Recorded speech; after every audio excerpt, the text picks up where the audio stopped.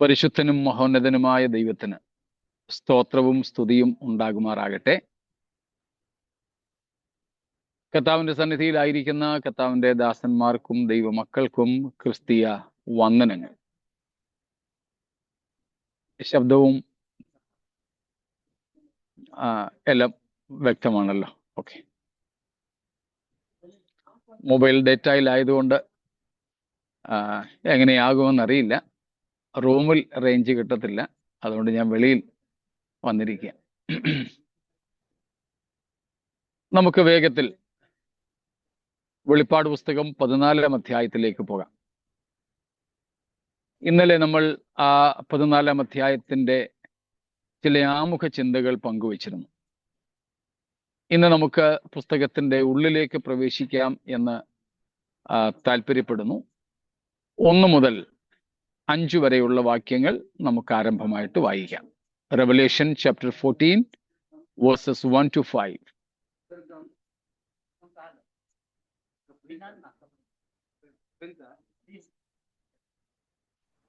Then I looked, and behold, on Mount Zion stood the Lamb, and with him 144,000, who had his name and his father's name written on their foreheads.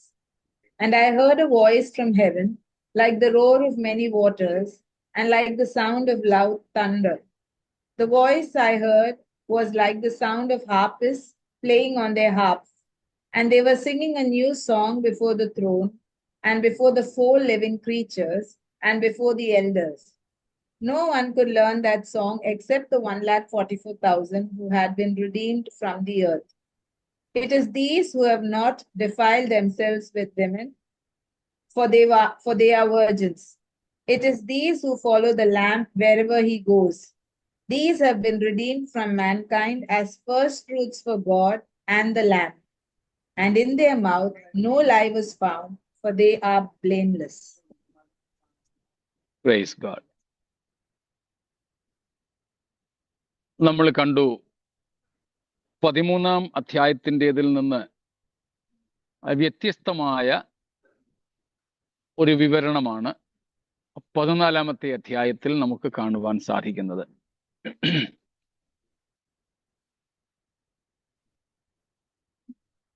ഈ 14-ഉം 15-ഉം അധ്യായങ്ങൾ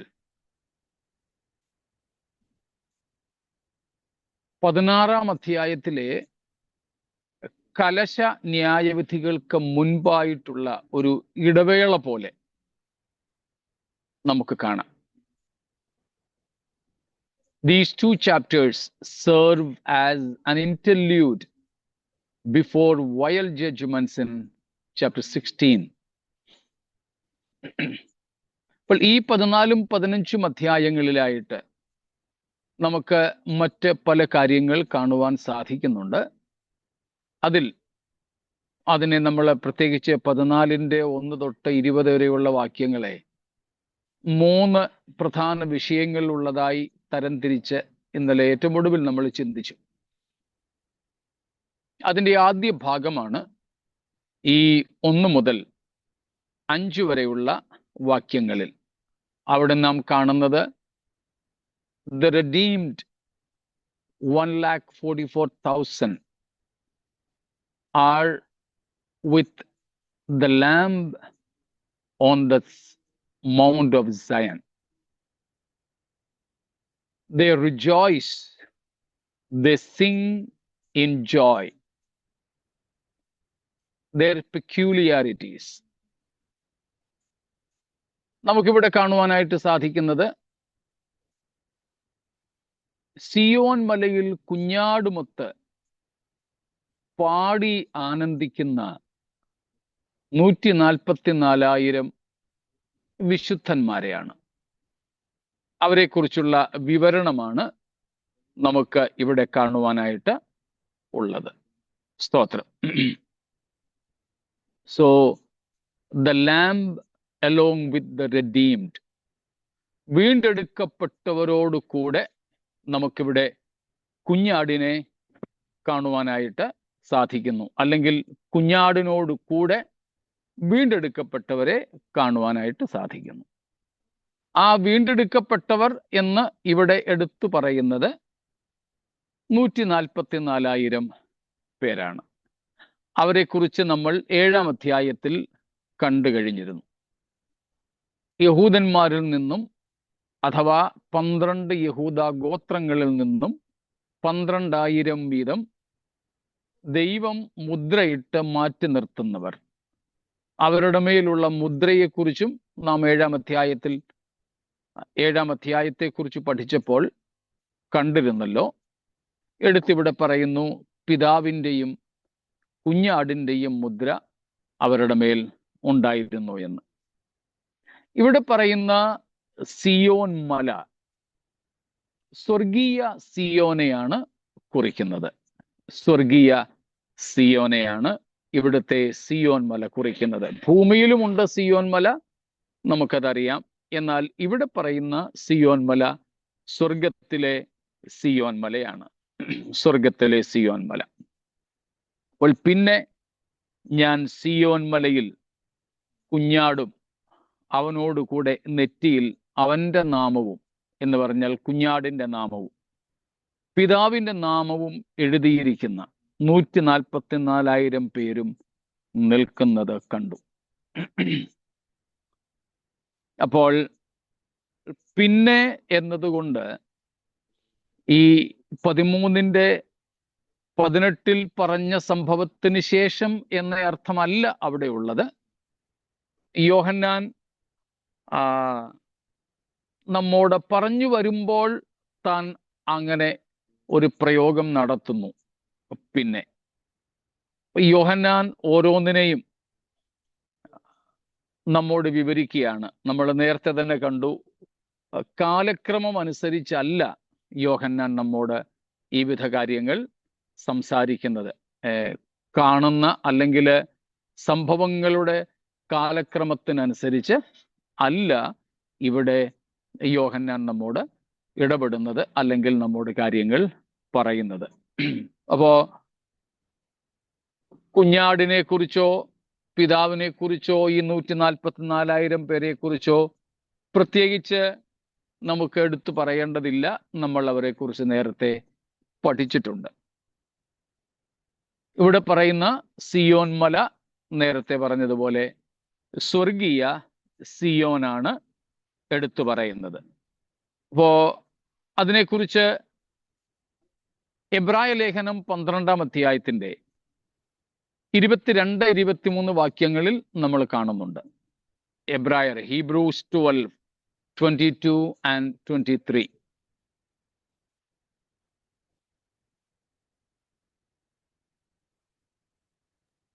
പിന്നെയോ സിയോൻ പർവ്വതത്തിനും ജീവനുള്ള ദൈവത്തിന്റെ നഗരമായ സ്വർഗീയ യെരൂശലേമിനും അനേകായിരം ദൂതന്മാരുടെ സർവസംഘത്തിനും. അപ്പൊ അതിനു മുൻപിലുള്ള വാക്യങ്ങൾ നമുക്കറിയാമല്ലോ. അപ്പോസ്തലൻ പഴയ നിയമത്തിലെ സീനായി പർവ്വതവുമായി മോശയും ഇസ്രായേൽ മക്കളും മിസ്രൈമിൽ നിന്നും പുറപ്പെട്ടിട്ട് ആദ്യം ദൈവത്തെ സന്ധിച്ച ഹോരേബ് പർവ്വതത്തിൽ വന്ന സംഭവവുമായി പുതിയ നിയമസഭയെ താരതമ്യം ചെയ്യുകയാണ്. അപ്പോൾ 21 വരെയുള്ള വാക്യങ്ങളിൽ അപ്പോസ്തലൻ പറഞ്ഞത് നാം ഇവിടെ അല്ല വന്നിരിക്കുന്നതെന്ന്. സ്ഥൂലമായതും തീ കത്തുന്നതും എന്ന് തുടങ്ങുന്ന ഭാഗം നമുക്ക് പരിചിതമാണ്. പിന്നെയോ എന്ന് വെച്ചാൽ പിന്നെ നമ്മൾ എവിടെയാണ് വന്നിരിക്കുന്നത്? അവിടെയാണ് പറയുന്നത് സിയോൻ പർവ്വതത്തിനും. ആ സിയോൻ പർവ്വതം സ്വർഗീയ യെരൂശലേമിനെ കാണിക്കുന്നതാണ്. സ്വർഗീയമായ സിയോൻ പർവ്വതം ഭൂമിയിലേതല്ല എന്ന് നമുക്ക് വ്യക്തമാക്കുന്നു. 48-ാം സങ്കീർത്തനത്തിലും നാം അത് കാണുന്നുണ്ട്. 48 Psalms 48:2. മഹാരാജാവിന്റെ നഗരമായി ഉത്തരഗിരിയായ സിയോൻ പർവ്വതം ഉയരം കൊണ്ട് മനോഹരവും സർവഭൂമിയുടെയും ആനന്ദവുമാകുന്നു. സ്തോത്രം. അവിടെ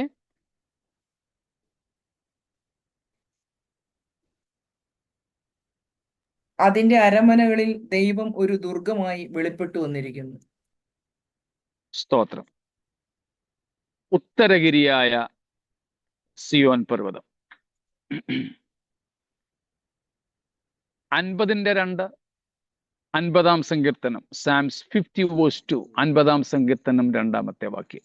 സൗന്ദര്യത്തിന്റെ പൂർണ്ണതയായ സിയോനിൽ നിന്ന് ദൈവം പ്രകാശിക്കുന്നു. സ്തോത്രം. സൗന്ദര്യത്തിന്റെ പൂർണ്ണതയായ സിയോനിൽ നിന്ന് ദൈവം പ്രകാശിക്കുന്നു. നമ്മള് പ്രഭാത പാട്ടുമൊക്കെ ഇത് വെച്ച് പാടാറുണ്ട്, സൗന്ദര്യത്തിൻ പൂർണ്ണതയാം എന്ന് പറഞ്ഞുകൊണ്ട്. അപ്പോ ഇവിടെ പറയുന്ന സിയോൻ പർവ്വതം സ്വർഗീയ സിയോനാണെന്ന് നമുക്ക് കാണാം. സിയോൻ എന്നതുകൊണ്ട് അർത്ഥമാക്കുന്നത് ദൈവത്തിൻ്റെ വാസസ്ഥലം എന്നതാണ്. ദൈവത്തിൻ്റെ പർവ്വതം, ദൈവത്തിൻ്റെ വാസസ്ഥലം എന്ന നിലയിലാണ് നമുക്കത് മനസ്സിലാക്കുവാൻ കഴിയുന്നത്. ദൈവം തൻ്റെ വിശുദ്ധന്മാരുമായി, അല്ലെങ്കിൽ ക്രിസ്തു തൻ്റെ വീണ്ടെടുക്കപ്പെട്ടവരുമായി നിത്യത കഴിക്കുന്ന ഇടം എന്ന നിലയിൽ നമുക്കിതിനെ മനസ്സിലാക്കാം. അതാണ് സിയോൻ എന്നതുകൊണ്ട് ഇവിടെ അർത്ഥമാക്കുന്നത്. വെളിപ്പാട് പുസ്തകം തന്നെ 21:9-10 കൂടെ, റെവലേഷൻ 21:9-10. 7 ദൂതന്മാരിൽ ഒരുത്തൻ വന്ന് എന്നോട്, വരിക, കുഞ്ഞാടിന്റെ കാന്തിയായ മണവാട്ടിയെ കാണിച്ചു തരാം എന്ന് പറഞ്ഞു. അവൻ എന്നെ ആത്മവിവശതയിൽ ഉയർന്ന ഒരു വൻമലയിൽ കൊണ്ടുപോയി യെരൂശലേം എന്ന വിശുദ്ധ നഗരം സ്വർഗത്തിൽ നിന്ന്, ദൈവസന്നിധിയിൽ നിന്ന് തന്നെ ദൈവ തേജസ് ഉള്ളതായി ഇറങ്ങുന്നത് കാണിച്ചു തന്നു. ഇവിടെയും യോഹന്നാനെ ദൈവസഭയെന്ന സൗധത്തെ ദൂതൻ കാണിച്ചു കൊടുക്കുകയാണ്. ഉയർന്ന ഒരു വൻമല. ഈ ഉയർന്ന ഒരു വൻമലയും സിയോൻ എന്ന നിലയിലാണ് വേദപഠിതാക്കൾ മനസ്സിലാക്കുന്നത്. ഏതായാലും സ്വർഗീയമായ ഒരു അനുഭവം എന്ന് നമുക്കതിനെ മനസ്സിലാക്കിയാൽ മതി. അപ്പോ അക്ഷരീയമായ സംഗതികളല്ല. ഇപ്പോൾ സ്വർഗത്തിൽ മലയുണ്ടോ, പർവ്വതമുണ്ടോ, കുന്നുകളുണ്ടോ? ഇവിടെ ദൈവത്തിൻ്റെ വാസസ്ഥലം എന്ന നിലയിൽ, ദൈവം വസിക്കുന്ന ഇടം എന്ന നിലയിൽ ഇതിനെ നാം കാണുകയാണ്. സ്തോത്രം. അപ്പം 1-ാം വാക്യത്തിന്റെ അർത്ഥം സിയോൻ മലയും കുഞ്ഞാടും ഇങ്ങനെയൊക്കെയുള്ള സംഗതികൾ നമുക്ക് മനസ്സിലാവുന്നുണ്ടല്ലോ. 1-ാം വാക്യത്തിൽ മറ്റൊന്നും നമുക്ക് പുതുതായിട്ട് പഠിപ്പാനില്ല എന്ന് ഞാൻ കരുതുന്നു. പിന്നെ മുദ്രയെക്കുറിച്ച്, അതായത് ഈ 144,000 പേരുടെ നെറ്റിയിൽ കുഞ്ഞാടിൻ്റെ നാമവും പിതാവിൻ്റെ നാമവും എഴുതിയിരിക്കുന്നു. അതിനെ മുദ്രയായി നമുക്ക് മനസ്സിലാക്കാം. 13-ാം അധ്യായത്തിൽ നമ്മൾ കണ്ടു മൃഗത്തിൻ്റെ മുദ്രയെക്കുറിച്ച്. അതും നെറ്റിമേലോ കൈമേലോ ഏൽക്കുന്നതിനെയും ഒക്കെ കുറിച്ച് നമ്മൾ മനസ്സിലാക്കി. ഇവിടെ കുഞ്ഞാടായ ക്രിസ്തുയേശുവിൻ്റെയും പിതാവായ ദൈവത്തിൻ്റെയും നാമം തൻ്റെ വിശുദ്ധന്മാരുടെ മേൽ കോറിയിടുന്നതായി, മുദ്രയിടുന്നതായി, എഴുതുന്നതായി നാം കാണുന്നു. ഇത് പുതിയ നിയമസഭയല്ല എന്ന വസ്തുത നമുക്കറിയാമല്ലോ. നമ്മൾ 7-ാം അധ്യായത്തിൽ വെച്ച് തന്നെ പഠിച്ചിരുന്നു. കാരണം സഭയ്ക്ക് മുദ്ര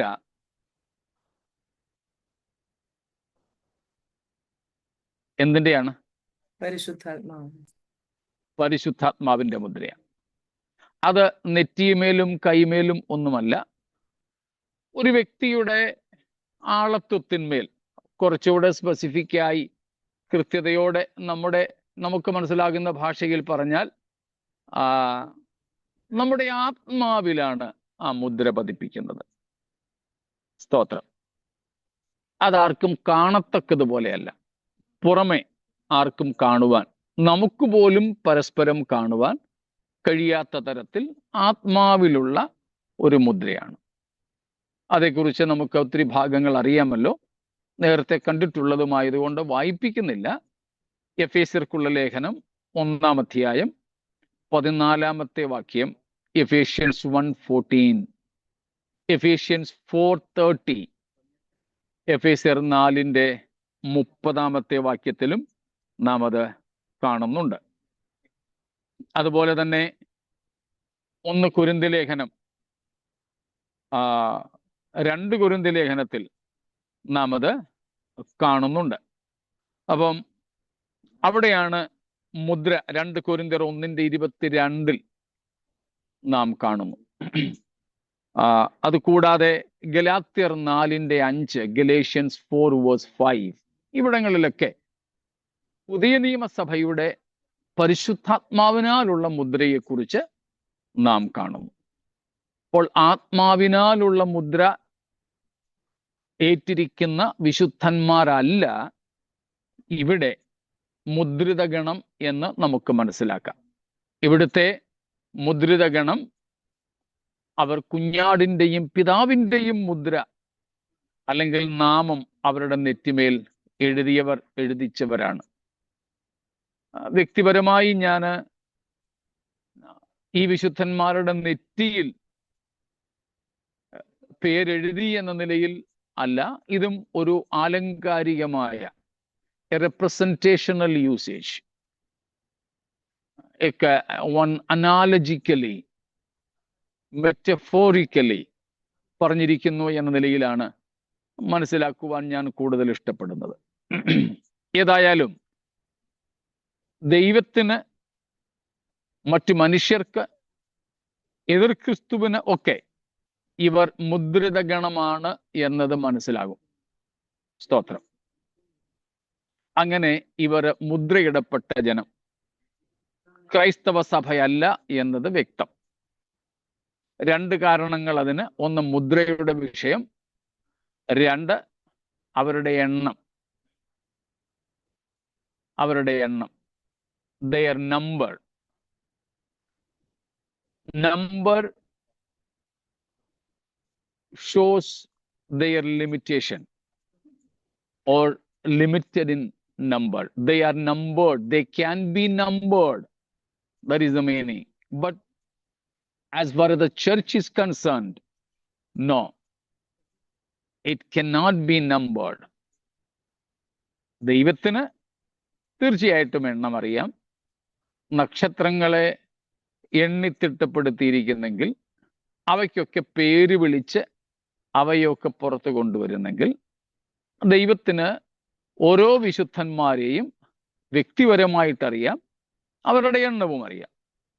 എന്നാൽ അതല്ലാതെ ഒരു സംഖ്യ എണ്ണി തിട്ടപ്പെടുത്തുവാൻ കഴിയാത്തതുപോലെ ആണ് ദൈവത്തിൻ്റെ സഭ എന്ന തിരിച്ചറിവ് നമുക്കുണ്ടായിരിക്കട്ടെ എന്നാണ് പറഞ്ഞത്. അപ്പൊ ഈ 2 കാരണങ്ങളാൽ ഇവർ ദൈവസഭ അല്ല എന്നുള്ളത് വ്യക്തം. പിന്നെ 7-ാമത്തെ അധ്യായത്തിൽ അവർ യഹൂദന്മാരാണെന്ന് വ്യക്തമായി പറഞ്ഞിരിക്കുകയും ചെയ്യുന്നത് കൊണ്ട് ആശങ്കയ്ക്ക് ഇടയില്ല.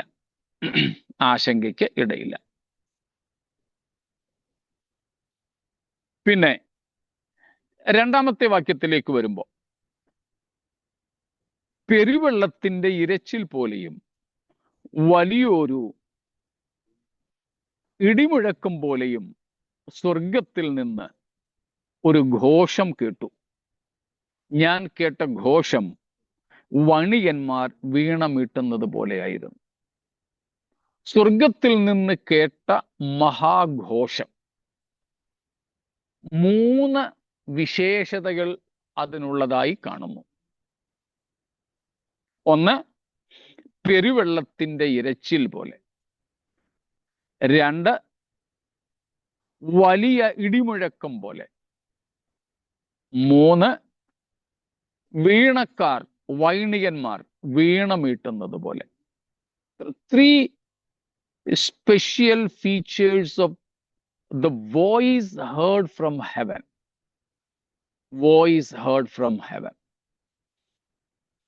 That means it was a song A sound or A voice of A song. ഒരു പാട്ടിന്റെ ശബ്ദമാണ് അവർ കേട്ടത്.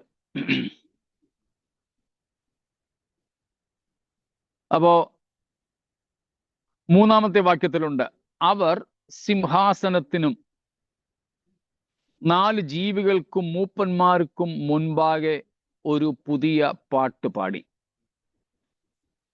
സ്വർഗത്തിൽ നിന്ന് കേട്ട ശബ്ദം, ആ ശബ്ദത്തിന്റെ 3 വിശേഷതകൾ. അത് ആരുടെ ശബ്ദമാണ്?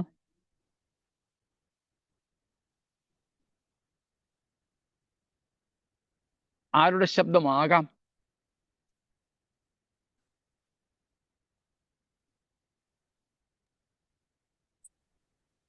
Is it God? So 1,44,000? ദൈവസഭയുടെ നോ. അല്ല, അല്ല, കർത്താവിന്റെ ശബ്ദം. ദൈവസഭയുടെയാണ്. 1-ാം അധ്യായത്തിലും പറയുന്നുണ്ടല്ലോ.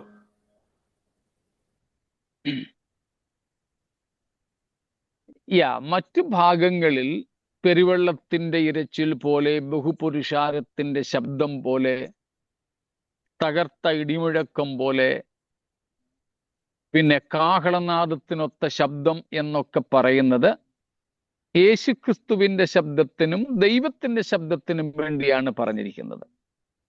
എന്നാൽ ഇവിടുത്തേത് ഈ 14:2 അത് ദൈവത്തിന്റെ ശബ്ദമല്ല.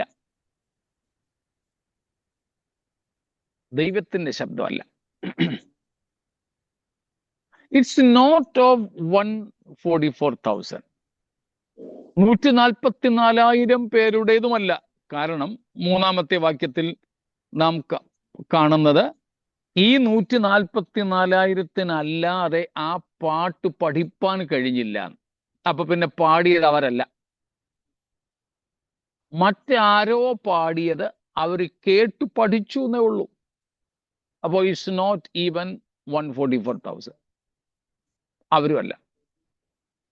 ഇത് ദൈവത്തിന്റെ ശബ്ദവുമല്ല. കാരണം 3-ാമത്തെ വാക്യത്തിൽ നാം കാണുന്നു, അവർ സിംഹാസനത്തിനും 4 ജീവികൾക്കും മൂപ്പന്മാർക്കും മുമ്പാകെ പുതിയ പാട്ട് പാടി. അപ്പോൾ അവർ എന്ന് വിശേഷിപ്പിക്കുമാറ് ഏതോ ഒരു സംഘമാണ്, ഏതോ ഒരു കൂട്ടരാണ് ഈ പാട്ട് പാടുന്നത്.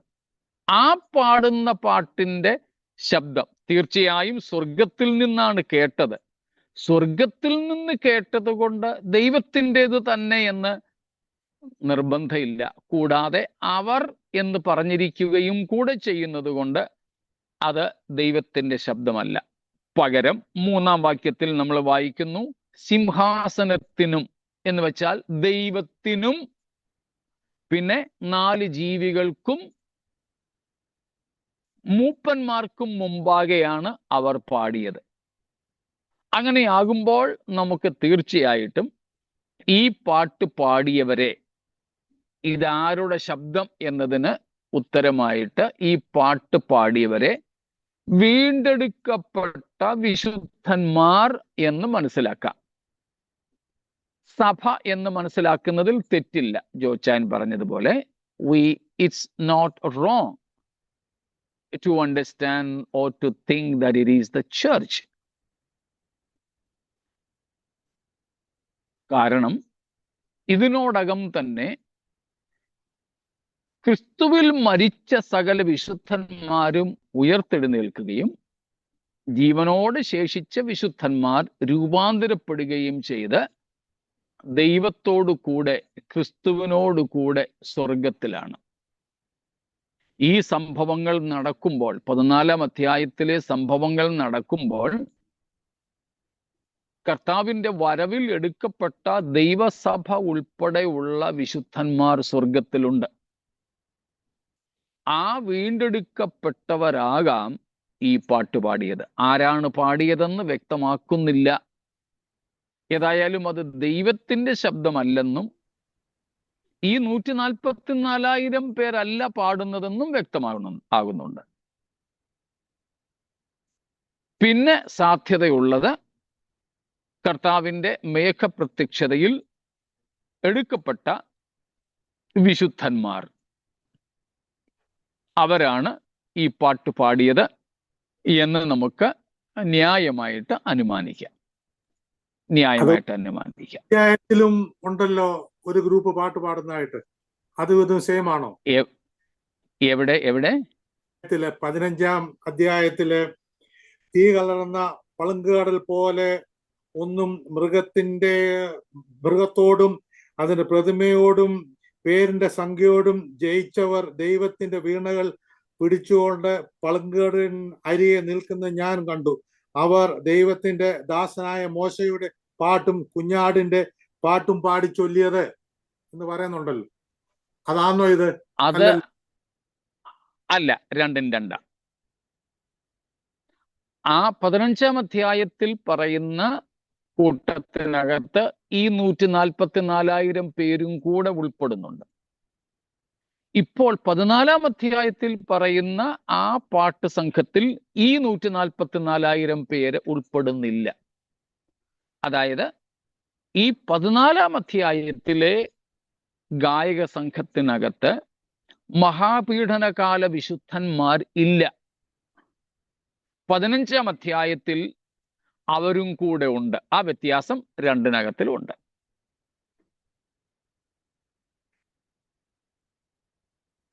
വ്യക്തമാണോ? മറ്റെന്തെങ്കിലും ഇത് സംബന്ധിച്ച്?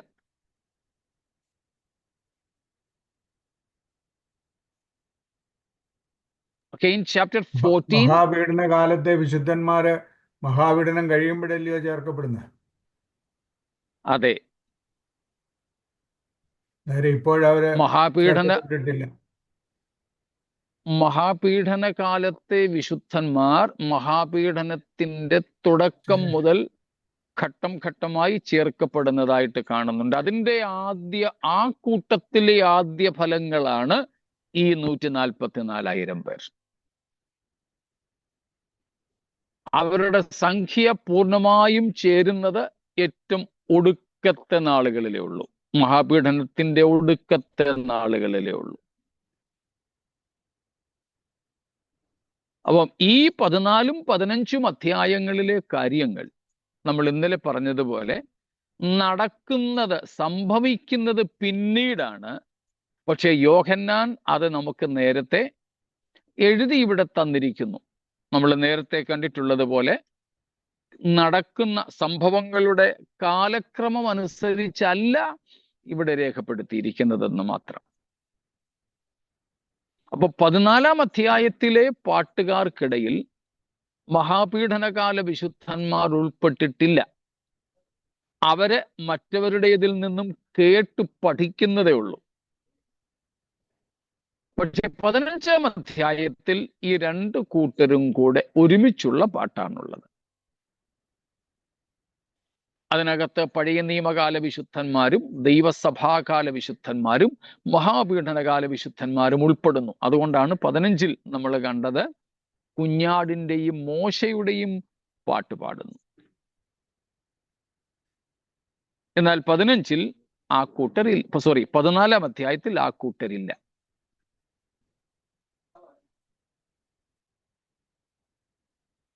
മറ്റെന്തെങ്കിലും?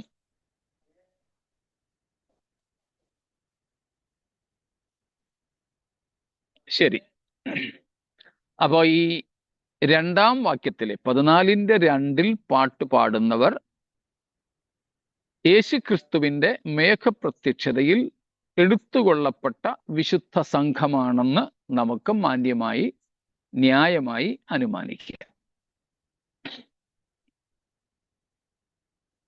അവർ പാട്ട് പാടുന്നതുകൊണ്ട് 3-ാമത്തെ വാക്യത്തിൽ നമ്മൾ കാണുന്നു, ഭൂമിയിൽ നിന്ന് വിലയ്ക്ക് വാങ്ങിയിരുന്ന 144,000 പേർക്കല്ലാതെ ആർക്കും ആ പാട്ട് പഠിക്കുവാൻ കഴിഞ്ഞില്ല. ചിലർ ചിന്തിക്കുന്നത് ദൈവസഭയ്ക്ക് പോലും അത് പഠിക്കാൻ കഴിഞ്ഞില്ല എന്നാണ്. അല്ല, ദൈവസഭ പാടുന്നവരുടെ കൂട്ടത്തിലാകാം.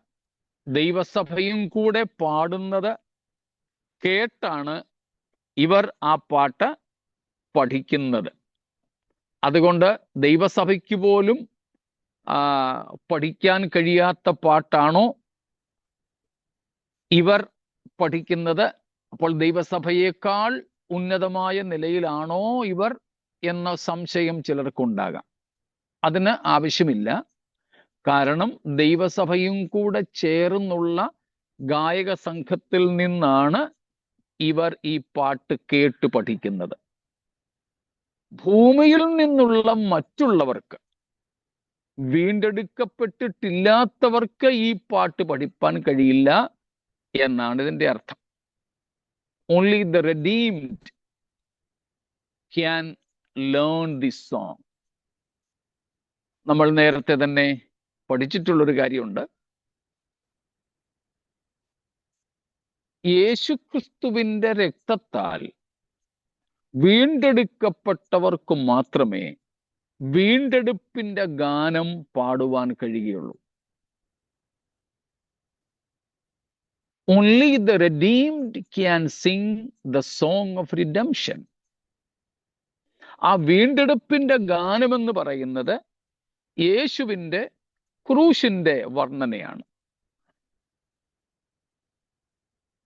യേശുക്രിസ്തു ക്രൂശിക്കപ്പെട്ടു എന്ന്, യേശുവിന്റെ രക്തത്താൽ പാപികളായ മനുഷ്യരെ വീണ്ടെടുത്തു എന്ന് വേണമെങ്കിൽ ദൂതന്മാർക്കും പാടാം. പക്ഷേ ഞങ്ങളെ വീണ്ടെടുത്തു എന്ന് പാടാൻ വീണ്ടെടുക്കപ്പെട്ടവർക്ക് മാത്രമേ കഴിയൂ, ദൂതന്മാർക്ക് പറ്റില്ല. ദൂതന്മാരുൾപ്പെടെ ഉള്ളവർക്ക് യേശു മരിച്ചു, യേശുക്രിസ്തുവിന്റെ രക്തം കൊണ്ട് നാം ഉൾപ്പെടുന്ന വിശുദ്ധന്മാരെ വിലയ്ക്ക് വാങ്ങി എന്ന് പാടാം. പക്ഷേ ഞങ്ങളെ വിലയ്ക്ക് വാങ്ങി എന്ന് പാടുവാൻ വീണ്ടെടുക്കപ്പെട്ടവരായ നമുക്ക് മാത്രമേ സാധിക്കൂ. ആ വീണ്ടെടുപ്പിന്റെ ഗാനമാണ് 15-ാമത്തെ അധ്യായത്തിൽ ഇപ്പോൾ ജോയ്ക്കുട്ടിച്ചാൻ വായിച്ച ആ വാക്യത്തിനകത്ത് കുഞ്ഞാടിന്റെ പാട്ട് എന്ന് നമ്മൾ കാണുന്നത്. കുഞ്ഞാടിന്റെ പാട്ട് 3-ാമത്തെ വാക്യം, 15-ാം അധ്യായത്തിന്റെ 3-ാമത്തെ വാക്യത്തിൽ ദൈവത്തിന്റെ ദാസനായ മോശയുടെ പാട്ടും കുഞ്ഞാടിന്റെ പാട്ടും. മോശയുടെ പാട്ട് നമ്മൾ പറഞ്ഞിട്ടുണ്ടല്ലോ, ബൈബിളിലെ ആദ്യത്തെ സങ്കീർത്തനമാണ്. First psalm in the Bible. അത് പുറപ്പാട് പുസ്തകം 15-ാം അധ്യായമാണ്. എക്സോഡസ് 15. മിസ്രൈമിൽ നിന്നും വിടുവിക്കപ്പെട്ട, മിസ്രൈമ്യ സൈന്യത്തിന്റെ കയ്യിൽ നിന്നും വിടുവിക്കപ്പെട്ട, ചെങ്കടലും കടന്ന ഇസ്രായേലിനെ മോശ ആ വീണ്ടെടുപ്പ് ഓർമ്മപ്പെടുത്തിക്കൊണ്ട് പഠിപ്പിച്ച പാട്ടാണത്. അപ്പോൾ അതും മോശയുടെ പാട്ടും എന്ത് തന്നെയാണ്? വീണ്ടെടുപ്പിന്റെ ഗാനം തന്നെയാണ്. പക്ഷെ എവിടെ നിന്നുള്ള വീണ്ടെടുപ്പ്? മിസ്രൈമിൽ നിന്ന്, മിസ്രൈമ്യ ശക്തികളിൽ നിന്ന്, ഫറവോന്യ ശക്തികളിൽ നിന്ന്. കുഞ്ഞാടിന്റെ പാട്ടും വീണ്ടെടുപ്പിൻ്റെതാണ്. വ്യത്യാസം പാപത്തിൽ നിന്ന് വീണ്ടെടുക്കപ്പെട്ടവർ, ദൈവക്രോധത്തിൽ നിന്ന് വീണ്ടെടുക്കപ്പെട്ടവർ. അപ്പോൾ മോശയുടെ പാട്ട് എന്നുള്ളത് ഇസ്രായേൽ മക്കളെയും, ക്രിസ്തുവിന്റെ കുഞ്ഞാടിന്റെ പാട്ട് എന്നത് പുതിയ നിയമസഭയെയും പ്രതിനിധീകരിക്കുന്നു. ഒരുമിച്ചുള്ള പാട്ടാണ് അവിടെ നാം കാണുന്നത്. വീണ്ടെടുപ്പിന്റെ ഗാനം എന്ന് സാരം. യേശുവൻ സ്നേഹത്താൽ എന്നുള്ളം പൊങ്ങുന്ന എന്നുള്ള ഗാനത്തിന്റെ ഒടുവിലത്തെ സ്റ്റാൻസ നമ്മൾ പല ആവർത്തി പറഞ്ഞിട്ടുണ്ട്. വീണ്ടെടുപ്പിൻ ഗാനം പാടും ഞാൻ സിയോനിൽ, വിൺദൂതർക്കും പാടാൻ അസാധ്യമേ അത്. കാൽവരി ഗിരിയിൽ കാൽകരം തുളച്ച കുഞ്ഞാടാം പ്രിയനിൻ സ്നേഹം എൻ ഗാനമേ. ആ പാട്ട്, വീണ്ടെടുപ്പിന്റെ പാട്ട്, ഇപ്പോൾ ഒരു പുതിയ കൂട്ടർ പഠിക്കുകയാണ്. ഭൂമിയിൽ നിന്നും ദൈവത്തിനായി വീണ്ടെടുക്കപ്പെട്ട, ആദ്യഫലം എന്ന നിലയിൽ വീണ്ടെടുക്കപ്പെട്ട ഈ 144,000 പേർ. അവർക്കല്ലാതെ ഭൂമിയിൽ നിന്നുള്ള മറ്റാർക്കും അത് പഠിപ്പാൻ കഴിഞ്ഞില്ല. അർത്ഥം ഇത്രേ ഉള്ളൂ, വീണ്ടെടുക്കപ്പെട്ടവർക്കല്ലാതെ ആർക്കും അത് പഠിക്കുവാനോ പാടുവാനോ കഴിയുകയില്ല. Only the redeemed can sing, learn and sing the song of redemption. മറ്റാർക്കും അത് പാടാൻ കഴിയില്ല. സ്തോത്രം. ദൈവസന്നിധിയിൽ യഥാർത്ഥത്തിൽ സത്യസന്ധമായിട്ടല്ലാതെ പാടാൻ ആർക്കും കഴിയില്ല. ഇന്ന് നമ്മൾ ചുമ്മാതിങ്ങനെ പാടും. സിനിമാക്കാരും മറ്റെല്ലാവരും തന്നെ യേശു മാത്രം ദൈവം എന്ന നിലയിലൊക്കെ പാട്ട് പാടും. ഒട്ടും അതൊന്നും വിശ്വസിക്കാത്ത ഗായകരും അതൊക്കെ പാടും. അത് പാട്ടിന് വേണ്ടി പാടുന്നു എന്ന് മാത്രമേ ഉള്ളൂ. അതല്ലാതെ ആ പാടുന്നതുമായി അവർക്ക് ബന്ധമില്ല. അതുപോലെ സോങ് കമ്പോസേഴ്സ്, ഇന്ന് പാട്ടുകൾ എഴുതുന്ന പലരും ബന്ധമൊന്നുമില്ല ആ പാട്ടും കർത്താവുമായിട്ടൊന്നും. അവർക്ക് കല, ആർട്ടുണ്ട്, അത് വെച്ച് പാട്ടുകൾ എഴുതുന്നു ബിസിനസിൻ്റെതായ ഭാഗമായി. കൊമേഴ്സ്യലൈസ്ഡ് ഈ ആത്മീയതയുടെ കാര്യങ്ങളെയൊക്കെ വാണിജ്യവൽക്കരിച്ചു. പണത്തിന് വേണ്ടിയും പ്രശസ്തിക്ക് വേണ്ടിയും അവരുടെ കഴിവുകൾ അവർ ഉപയോഗിച്ച് പാട്ടുകൾ ഉണ്ടാക്കുന്നു, പാട്ട് പാടുന്നു എന്നൊക്കെയുള്ളൂ. അതുപോലെ കർത്താവിൻ്റെ യഥാർത്ഥ സന്നിധിയിൽ പാടാൻ പറ്റില്ല. സത്യസന്ധമായി മാത്രമേ അവർക്ക് പാടുവാൻ കഴിയുകയുള്ളൂ.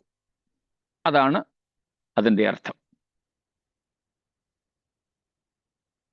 പിന്നെ വരുന്നത് 4-ാമത്തെ വാക്യമാണ്. നമ്മളതും 7-ാം അധ്യായം പഠിച്ചപ്പോൾ കണ്ടതാണല്ലോ. സമയത്തിൻ്റെ എനിക്കൊരു സൂചന തന്നേക്കണേ. ഇവിടെ എനിക്ക് നോക്കാനുള്ള സൗകര്യങ്ങളൊന്നുമില്ല.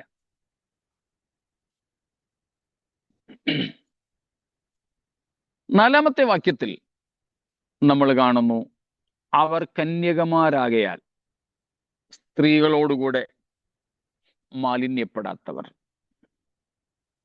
ഈ 144,000 പേരെ കുറിച്ചാണ് ആ പറയുന്നതെന്ന് നമുക്കറിയാം.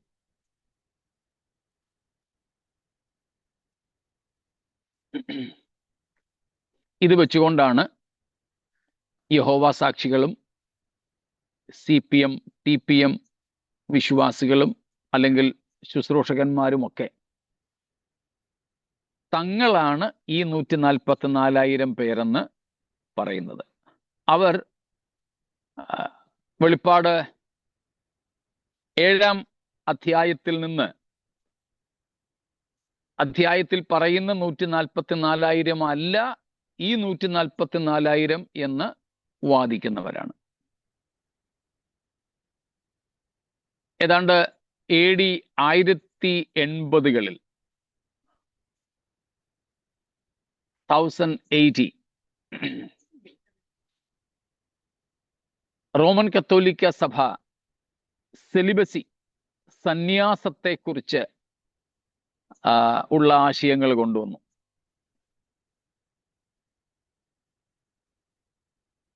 അതിനുശേഷം കത്തോലിക്ക സഭയും പിന്നിങ്ങോട്ട് വന്ന് CPM, പിന്നീട് TPM, പെന്തക്കോസ്ത് സഭയും തങ്ങളുടെ ആചാര്യന്മാർ അവിവാഹിത ജീവിതം നിർബന്ധമായും നയിക്കണം എന്ന ഉപദേശം, കൽപ്പന ഇറക്കി. അത് കൂടുതൽ പ്രോത്സാഹിപ്പിക്കുവാൻ, അവർക്കൊരു പ്രചോദനമാകാൻ ഈ വാക്യങ്ങളുടെ സഹായവും കൂടെ അവർ തേടിയിട്ടാണ് അങ്ങനെ വിവാഹം വേണ്ട എന്ന് വെച്ച് സന്യാസ ജീവിതത്തിലൂടെ ദൈവത്തെ സേവിക്കുന്നവർക്ക് മറ്റാർക്കും ലഭിക്കാത്ത ഭാഗ്യകരമായ അനുഭവം ഉണ്ടാകും. കുഞ്ഞാടിനോടുകൂടെ സിയോൻ മലയിൽ വേറെ ആർക്കും പാടാൻ കഴിയാത്ത പാട്ടും പാടിക്കൊണ്ട് നടക്കാം എന്നൊരു ഉപദേശം കൊണ്ടുവന്നു. പക്ഷെ അത് വേദപുസ്തക ഉപദേശത്തിന് വിരുദ്ധമാണ്. വേദപുസ്തക ഉപദേശത്തിന് വിരുദ്ധമാണ്. അപ്പോൾ ഇവിടെ 4-ാമത്തെ വാക്യത്തിൽ അവർ കന്യകമാർ ദേ ആർ വിർജിൻസ് എന്ന് പറഞ്ഞിരിക്കുന്നതിന്റെ അർത്ഥം നമ്മൾ 7-ാം അധ്യായത്തിൽ വെച്ച് പഠിച്ചതായതുകൊണ്ട് ആവർത്തിക്കണോ? വേണ്ടായിരിക്കുമല്ലോ.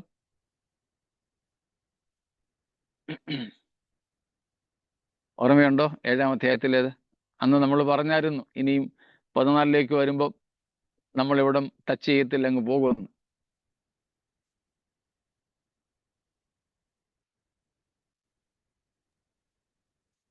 ഒന്ന് ഓടിച്ചു വിട്ടായിരുന്നു. ക്രിസ്തുവിനോടുള്ള അവിഭജനമായ ഭക്തിയെക്കുറിച്ചൊക്കെ. യാ, അതിന്റെ അക്ഷരീയമായ ഒരു അർത്ഥമെടുത്താൽ ഈ 144,000 മുദ്രിത ഗണം യഹൂദന്മാർക്കിടയിൽ നിന്നും മുദ്രയേറ്റവർ ഇനിയും അല്പകാലം കൂടെ മാത്രമേ ഉള്ളൂ എന്ന തിരിച്ചറിവിൽ അക്ഷരീയമായിട്ട് തന്നെ വിവാഹം വേണ്ട എന്ന് വെച്ച് ജീവിച്ചവരാ. ഒന്നാമത്തെ ഒരു അർത്ഥം നമ്മൾ കണ്ടത് അതായിരുന്നു. യഹൂദന്മാർക്കിടയിൽ നിന്നും മുദ്രയേറ്റ ഈ 144,000 പേര് അക്ഷരീയമായിട്ട് തന്നെ വിവാഹ ജീവിതം വേണ്ട എന്ന് വെച്ച് ജീവിച്ചവരാണ്. അവർ ദൈവത്തിന് വേണ്ടി വിവാഹ ജീവിതം വേണ്ട എന്ന് വെച്ചു. അവരു മാത്രം ആ ഒരു കാലഘട്ടത്തിൽ മുദ്രയേറ്റ 144,000 പേർ. അതിന് കാരണവും നമ്മൾ കണ്ടിരുന്നു. അന്ന് ഇവരെവിടെ ജീവിക്കും, എവിടെ താമസിക്കും, എന്ത് ഉടുക്കും, എന്ത് കഴിക്കും എന്നതിനെക്കുറിച്ചൊന്നും ഒരു നിശ്ചയവുമില്ല.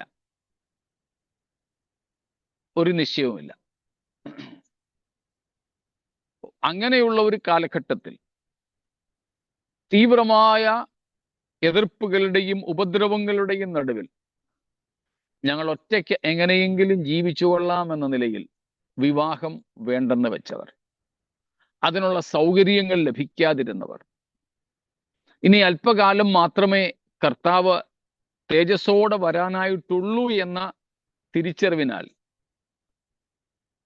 അതിനോടകം ചെയ്തു തീർക്കേണ്ട ആ ഭാരിച്ച ദൗത്യത്തിന്റെ നിർവഹണത്തിന് വേണ്ടി സമർപ്പിതരായി മുൻപോട്ടിറങ്ങിയവർ. ചില രാഷ്ട്രീയക്കാരെ തന്നെ കണ്ടിട്ടില്ലേ കല്യാണം കഴിക്കാഞ്ഞവർ? ചിലർ കല്യാണം കഴിച്ചിട്ടും കുടുംബജീവിതത്തിന് വേണ്ടി തയ്യാറാകാഞ്ഞവർ, രാഷ്ട്രസേവനത്തിന് വേണ്ടി എന്ന നിലയിൽ. അതുപോലെ അക്ഷരികമായി ആ അർത്ഥം നമുക്കിവിടെ സ്വീകരിക്കാം. സ്തോത്രം. ഓക്കെ, സമയം 9:58. ശരി, ഞാനിത് പറഞ്ഞങ്ങ് തീർക്കാം. രണ്ടാമത് അതിൻ്റെ ആത്മീയ അർത്ഥമാണ് നാം സ്വീകരിച്ചത്. പ്രത്യേകിച്ച് ഈ കാലത്തെന്ന് പറഞ്ഞാൽ ഈ 144,000 പേര് മുദ്രയേൽക്കുന്ന ആ കാലത്ത് നിലനിൽക്കുന്ന ഭീകരമായ പാപമായിരുന്നു വിഗ്രഹാരാധന. പ്രത്യേകിച്ച് എതിർക്രിസ്തുവിന്റെ ബിംബത്തെ നമസ്കരിക്കുക, സാത്താനെ നമസ്കരിക്കുക. എന്നാൽ ഇവർ ആത്മീയമായ വ്യഭിചാരം ചെയ്യാതെ ആത്മീയ പരസംഗികളായിട്ട് അവർ തീരാതെ ക്രിസ്തുവിനോടുള്ള ഏകാഗ്രതയിലും നിർമ്മലതയിലും തങ്ങളെ തന്നെ സൂക്ഷിച്ചു. ജീവൻ പോലും അപകടത്തിലാകുന്ന അളവിലും അവർ ക്രിസ്തുവിനോടുള്ള ഏകാഗ്രതയും നിർമ്മലതയും ഭക്തിയും വിട്ടുകളഞ്ഞില്ല. This is taken in spiritual manner. They abstained from spiritual adultery, fornication. They devoted themselves fully and solely unto God, unto Jesus. They abstained from spiritual, all sorts of uncleanness. ആത്മീയമായ എല്ലാ അശുദ്ധികളിൽ നിന്നും പരസംഗങ്ങളിൽ നിന്നും വിട്ടുനിന്നവർ ക്രിസ്തുവിനോടുള്ള ഭക്തിയിലും ഏകാഗ്രതയിലും ജീവിച്ചവർ എന്ന നിലയിൽ ആത്മീയമായി അവർ കന്യകമാരായിരുന്നു എന്ന അർത്ഥം. അത് ഇത് രണ്ടും, ഇപ്പോൾ പറഞ്ഞ ഈ രണ്ട് കാര്യങ്ങളും ഇത് കൂടുതൽ സ്വീകാര്യമായവയാണ്.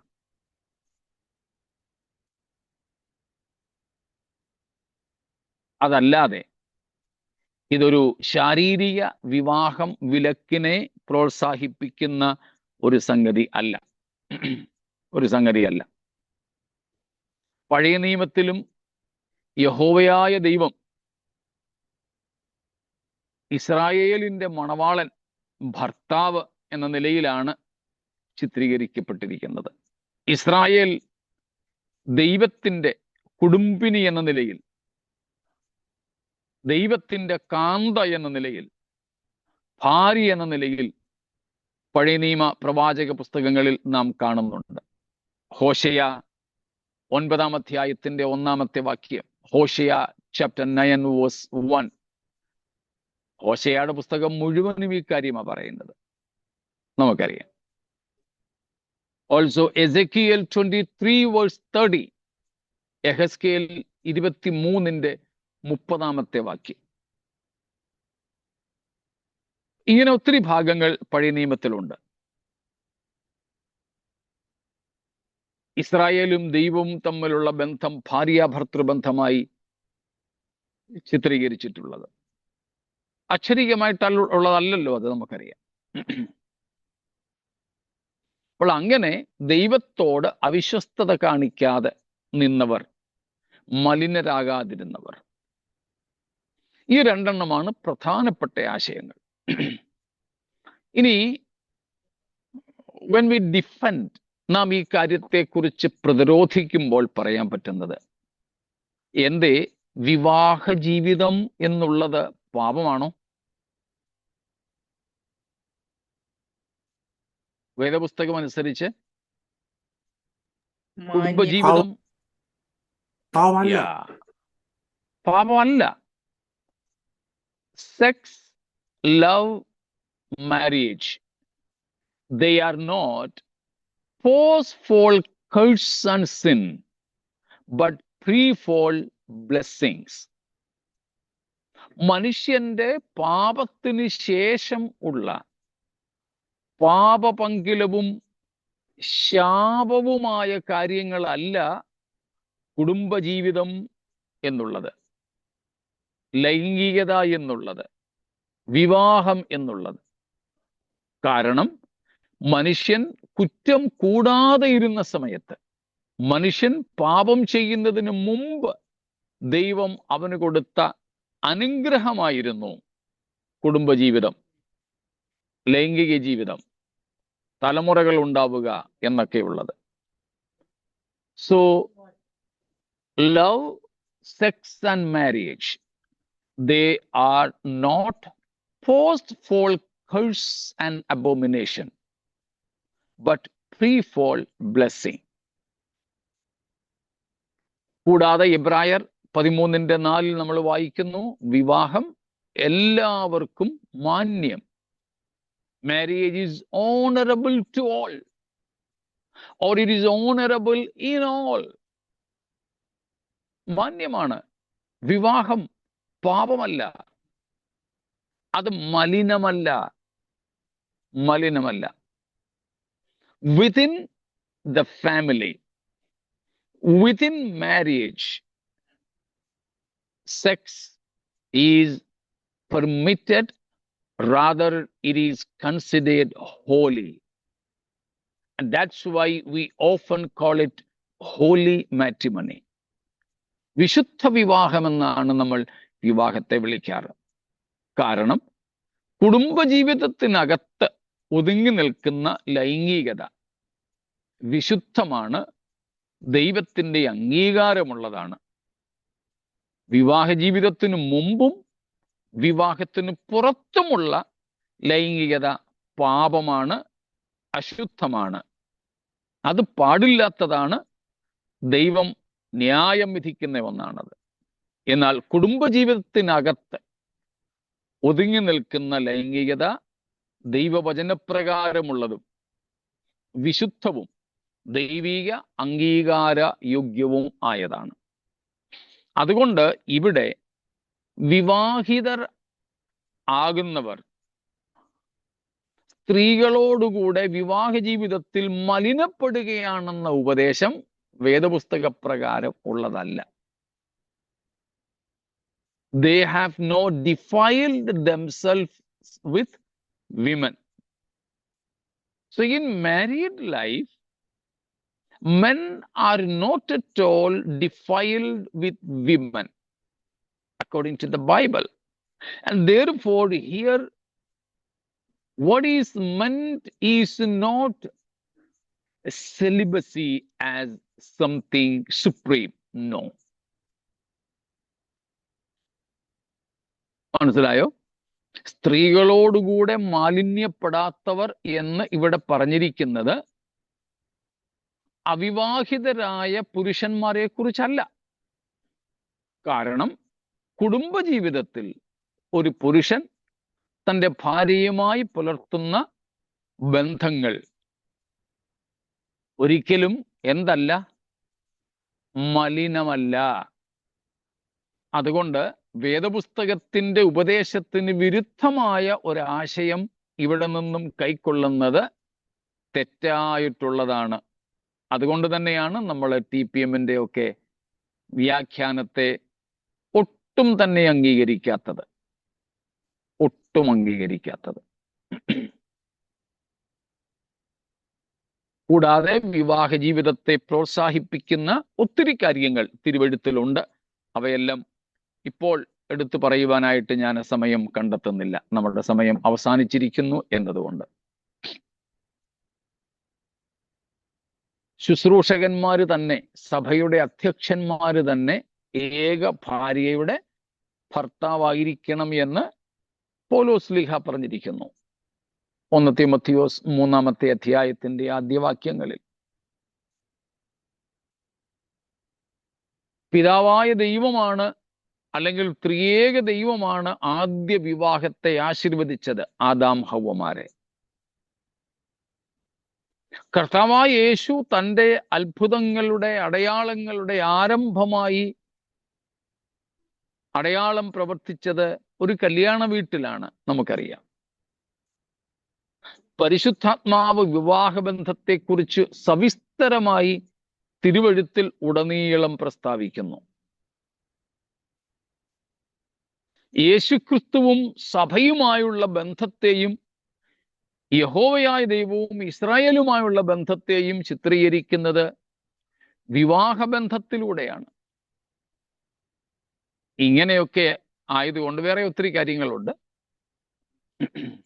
ഇങ്ങനെയെല്ലാം ആയതുകൊണ്ട് സ്ത്രീകളോടുകൂടെ മാലിന്യപ്പെടാത്തവർ എന്ന് പറഞ്ഞിരിക്കുന്നത് അവിവാഹിത ജീവിതത്തെക്കുറിച്ചേ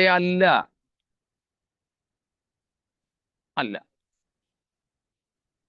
അതുകൊണ്ട് തന്നെ നമ്മൾ പറഞ്ഞതുപോലെ ചില ദുരുപദേശ സംഘടനകൾ ഇത് അവരുടെ കൂട്ടത്തിലെ ശുശ്രൂഷകന്മാരാണെന്നുള്ള അവകാശവാദം ഒരു തരത്തിലും സ്വീകാര്യമായിട്ടുള്ളതല്ല. അതുകൊണ്ട് ഈ സ്ത്രീകളോടുകൂടെ മാലിന്യപ്പെടാത്തവർ, അവർ കന്യകമാരെന്ന് പറയുന്നതിനെ നമ്മൾ മുമ്പേ ചിന്തിച്ച അർത്ഥത്തിൽ തന്നെ എടുക്കാം. അക്ഷരികമായിട്ടാണെങ്കിൽ വിവാഹം കഴിക്കാനുള്ള അവസരം പോലും ഇല്ലാതിരുന്നവരും, അതിൽ ഒട്ടും നിരാശപ്പെടാതിരുന്നവരും, അവസരം ഉണ്ടായിട്ടും വേണ്ട എന്ന് വെച്ച് പോയവരുമായ ആ 144,000 പേരുടെ അക്ഷരീയ അവസ്ഥ എടുക്കാം. കൂടാതെ ആത്മീയ അവസ്ഥയും ദൈവത്തോടുള്ള വിശ്വസ്തതയിൽ നിലനിന്നതും. ആ അർത്ഥമാണ് ഇവിടെ നമുക്ക് കാണുവാൻ സാധിക്കുന്നത്. സ്തോത്രം. ഇത്രയും കാര്യങ്ങൾ വ്യക്തമായി കാണുമായിരിക്കുമല്ലോ.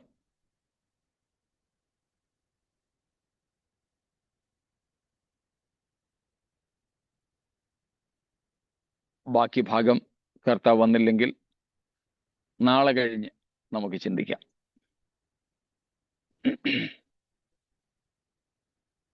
സിയോൻ മലയിൽ കുഞ്ഞാടുമൊത്ത് എനിക്കും നിങ്ങൾക്കും വാഴുന്നതിനുള്ള ഭാഗ്യം, നമ്മുടെ കർത്താവിനോടൊപ്പമായിരിക്കാനുള്ള ഭാഗ്യം ദൈവം നമുക്ക് തന്നിരിക്കുന്നു.